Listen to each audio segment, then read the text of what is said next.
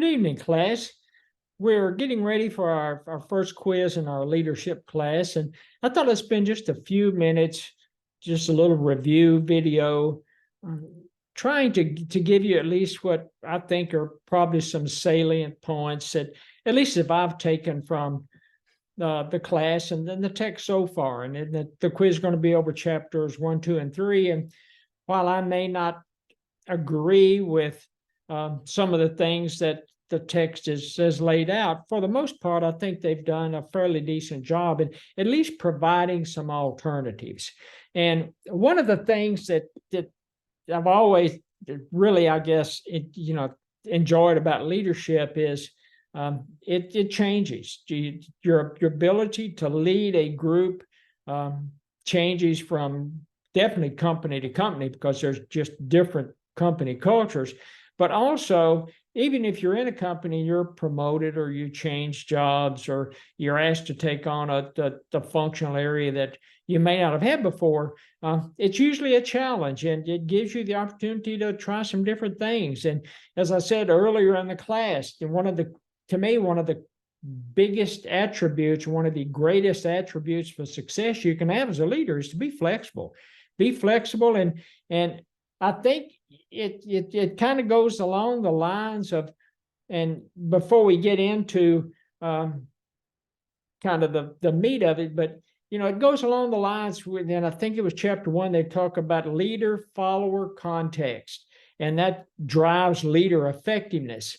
When you're to be a great leader and to be effective, you should always consider that leader follower context.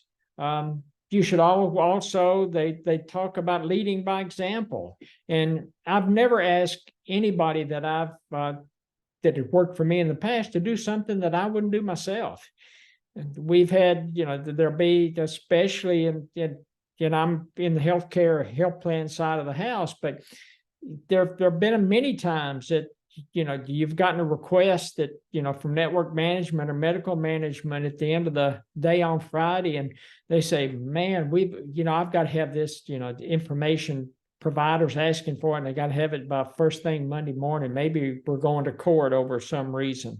And you reach out to some managers and those that have the expertise you think you need to provide the information, and ask them, say, we're going to have to work this weekend, and I would never ask anybody that works for me to work on a weekend if I wasn't willing to do it myself. And I've worked a lot of weekends in my life trying to work with a team, trying to get maybe a grant put together, or trying to get responses to somebody. And that's just part of being a leader. Don't ask your team to do something that you wouldn't do yourself.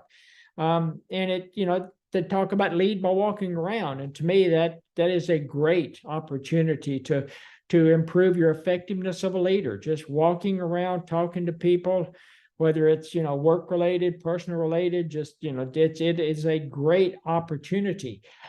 Giving recognition, I think, again, a great opportunity. I've worked for individuals in the past that tend to berate and tend to point out issues with individuals, especially in team meetings. And to me, that just doesn't work. But on the other hand, the flip side to it, had meetings where you point out the positive things that people are doing. So-and-so led a department, based project, and, we were extremely successful, and we got kudos or recognition from the CFO or the chief actuary or something. So bringing those out and giving recognition as opposed to berating and then that, to me, that is just, calling people out, especially in a group setting. That's just not productive in being a good leader.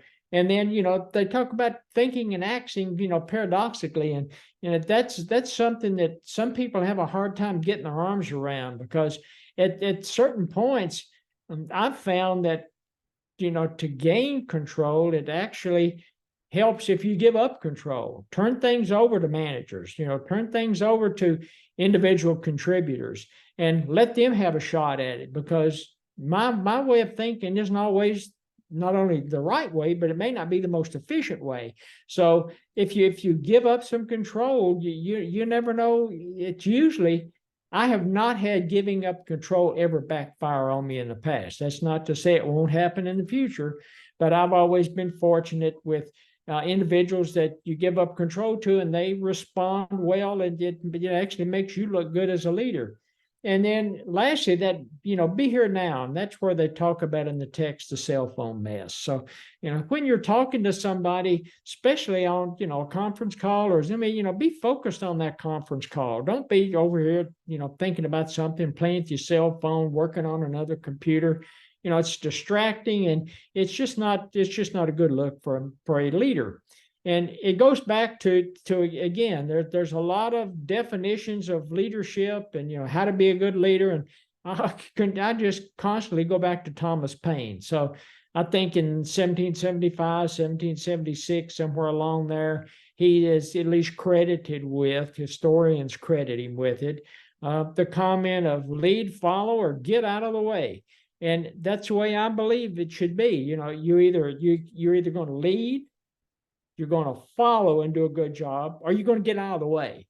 And I think that's what happens with a lot of successful leaders as they go through life. It's always worked well for me, and I'm sure not going to stop doing it now. And then we talked for a few minutes about, nature versus nurture. Leaders are born, leaders are made. I'm not sure that I'm on either end of the spectrum, either on the nature or the nurture, spectrum. I think I'm somewhere in the middle. I think you may be born. I think the probability might be higher that you are born a natural leader and you can be molded to enhance your leadership skills, as opposed to not being born as a natural, because there are some individuals that just, their heart's not in it. They just don't want to be a leader, and there's nothing you can do to make them a better leader. And then we talk about management versus leadership. And managers are usually focused on efficiency, operations, policies and procedures, status quo. They're the ones that you'll hear them say, well, this is the way we've always done it, or, well, if it ain't broke, let's don't fix it. They like to be in a comfort zone. Whereas as a leadership or as a leader, you find yourself constantly, pushing that envelope, pushing that efficient frontier, as the economists will talk about, trying to improve processes, trying to improve procedures, trying to be creative and moving your team forward. And because if you move your team forward, it potentially helps move the company forward. So and I've always felt like, and I think they felt the same way in the text. It's a little hard for me to tell sometimes. I've always felt like you can be both.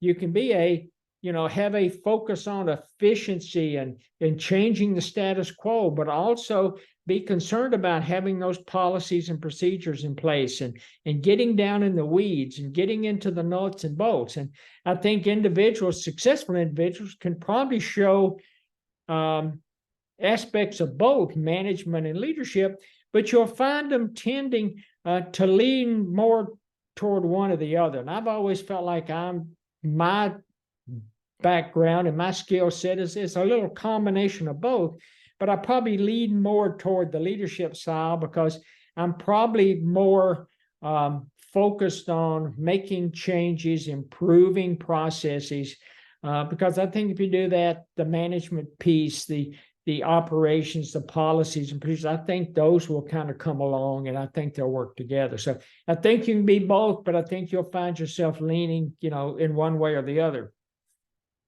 And then it talks about, paradox, and it's a situation, person, or thing that combines contradictory features or qualities. And again, this is something that's hard for individuals to kind of get their arms around. But for me, paradox, and it's been, my experience that when I talked earlier about, giving up some control, because if you give up some control today, you're more than likely going to gain more control tomorrow. So to me, that's kind of the best working definition of paradox. But good leaders are often, you find them in that, paradox realm. They're constantly trying to think, okay, what can I do to gain something in the future? What am I willing to give up today to gain something in the future? And then they talk about, leader traits. They talk about psychological capital, self and other awareness, motive profile, character, complexity. And again, here it is, paradoxical nature. They keep banging on this paradoxical nature for a good leadership trait. And I think it's extremely important as a leader to know when to give up something and when not to. And I think if you can get to that point, you're going to be an extremely successful leader. Then they launch for a few minutes talking about leader behavior and, kind of the generalized behavior. You find yourself either relationship oriented or task oriented. And I think to be a good leader, that's a combination of both. And I think as a good leader, you can be a combination of both of those. They talk about decision making, and leaders have to be willing to make decisions. I think part of the reason that we may be in a situation in the United States we're in today is leaders aren't willing to make decisions and take assume responsibility. But as a leader, you've got to be willing to make those decisions, especially those tough decisions. And I've always thought of being a leader. This is not a popularity contest. You'd like everybody to be happy and hold hands and sing Kumbaya at the end of the day, but it may not always be that way. You may have to make some tough decisions, whether employee-related decisions or production-wise decisions or operational decisions, but you may be forced to make those tough decisions and accept the responsibility and the accountability with going toward making those decisions. Some will be positive, and that's great. You're going to get a pat on the back. Some will be negative, and you may get a kick in the behind. But as a leader, you have to be willing to accept that. And then lastly, it talks about leading with love. And that's probably, as I said earlier in class, one of the things that I don't say a problem with, but it's been somewhat difficult for me. Yes, I want work to be fun. And yes, I want it, to be a happy place. And yes, I want people to be satisfied with their job. But at the end of the day, there are certain goals and responsibilities that we have to meet. And sometimes, at least from my experience, it's difficult because you're walking a fine line between the goals, especially financial goals you've set, and making making workplace, a fun place to be. I don't know. To me, it's just been different, but it's just leading with love. They talk about showing compassion and, showing, making the workplace a fun place. And I think it definitely has benefits. It's just sometimes for me, it's been a little difficult to kind of balance and walk that fine line. And then we talked about decision-making process, and it goes back to probably the leader behaviors. And you talk about being autocratic, and I've never, there've been a time or two in my life where you had to be autocratic because you weren't going to get from point A to point B without being autocratic. And to me, it's not the most efficient and most pleasant way of making decisions. But as you especially move up the ladder in corporate world, you're going to find yourself faced with the possibility of making more decisions kind of as an autocratic basis, because it's really hard sometimes to get people to buy in, especially if you're changing their way of doing things or their perception of the right way of doing things. It gets really difficult. Then you've got consultative, where you're working with groups and you're almost acting like a consulting, providing guidance.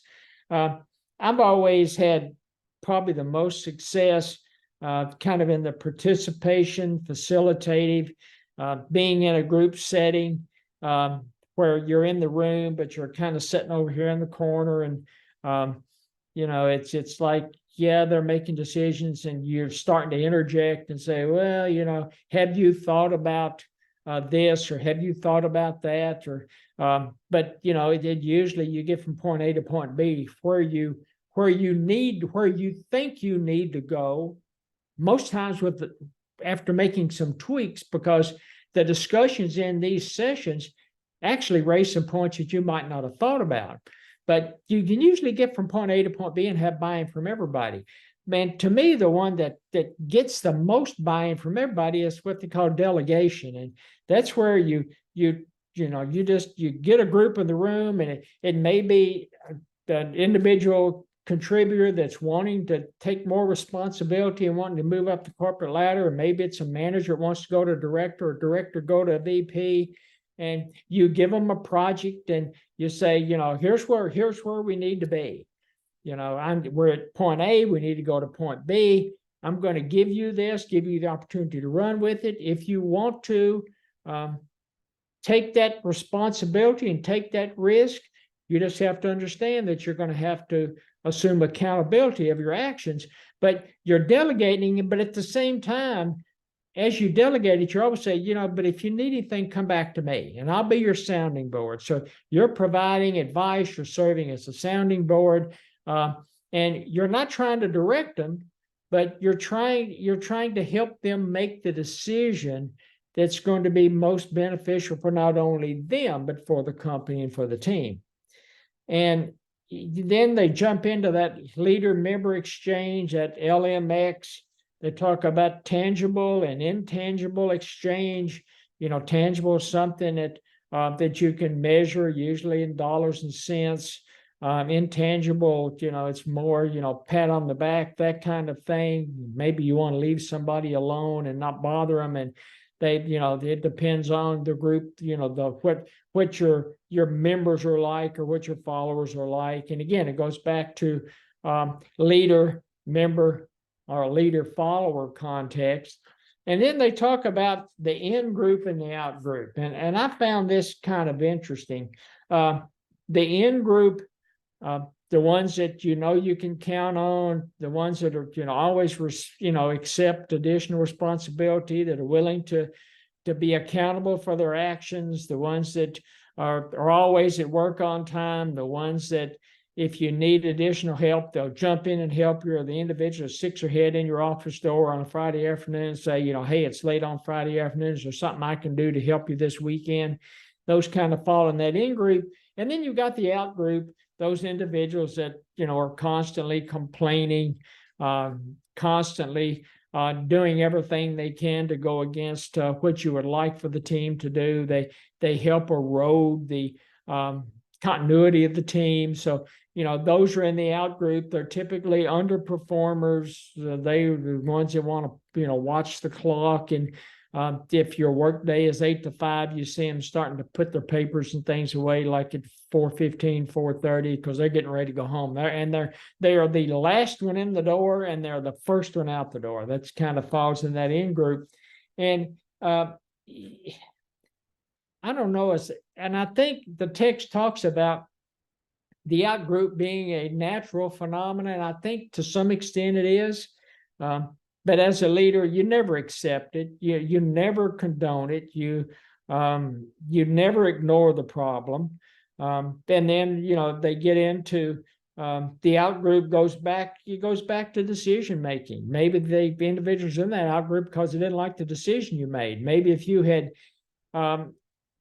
taken the decision making process, and maybe you did maybe you made the decision on your own and you should have delegated, or you should have been consultative, or some of the other attributes of the decision-making process, maybe you wouldn't have as many individuals in that out group. But it becomes an LMX dilemma. How do you manage that out group? Is it a natural progression? And then again, if you constantly go back to that leader follower context, it helps you work through some of that and gets into a team fit.